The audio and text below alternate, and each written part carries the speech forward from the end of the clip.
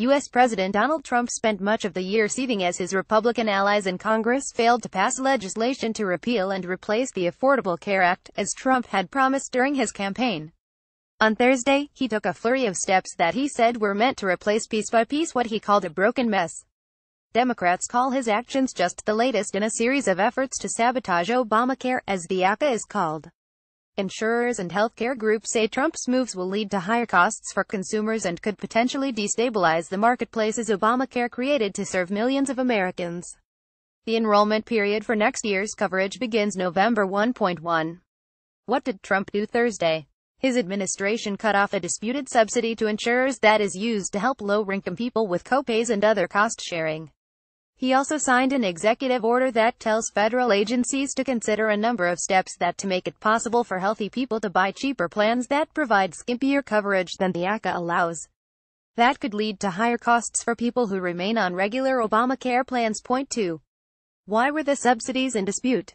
The ACA created the cost-sharing reduction subsidies, or CSRs, as a way to help people whose incomes are low, but not low enough to qualify for Medicaid, afford copays and other out-of-pocket costs.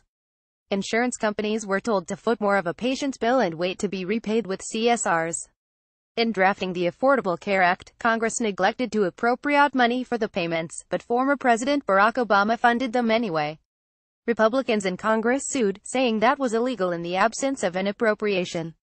A federal judge agreed, but Obama and, until now, Trump continued to make monthly payments as the case was appealed. 3. What will the impact of the subsidy cutoff be? That's not clear. Any action to end the payments may face legal obstacles of its own, after 17 states and the District of Columbia won the right in August to defend the payments in a court case. Without the subsidies, some insurers have said they'll dramatically raise premiums or pull out of the law's state-based markets. Other insurers have already dramatically raised premiums for the coming year in anticipation of possibly losing the payments. Point 4. Who would be most hurt if it goes into effect? The individuals who will be hardest hit by the president's decision to cut off the cost-sharing subsidies aren't the low-income people who receive the help. Insurers are required to continue offering them lower deductibles and copays, even if the government funding ends. Instead, middle-income people who buy their own health insurance would bear the burden. About 8 in 10 people in the Obamacare markets for individual coverage get assistance. They'll face higher insurance prices for 2018, because insurers can only recoup their subsidy shortfall by raising premiums. Point 5. How about the executive order?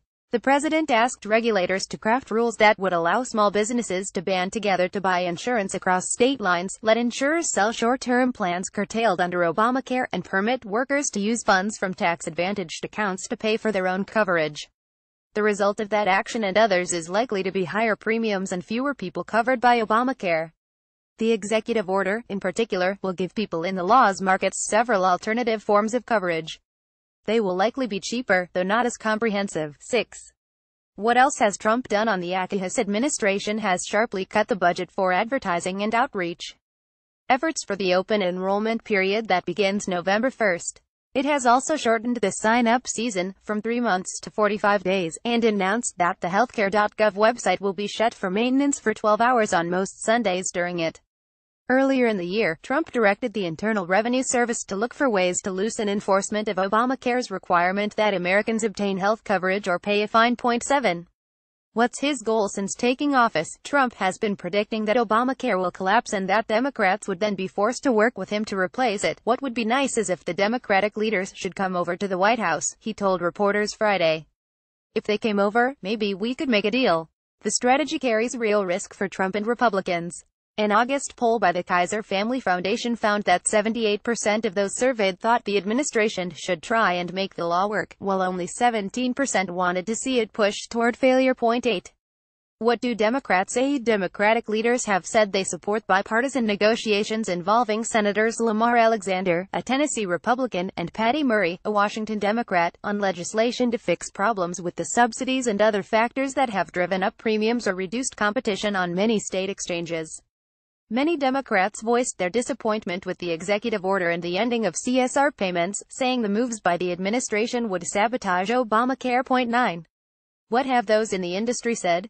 Insurance trade groups, as well as hospitals and physicians associations, urged Congress to enact a law requiring the payments be made, saying that the administration's moves would cause more uncertainty in the individual marketplace.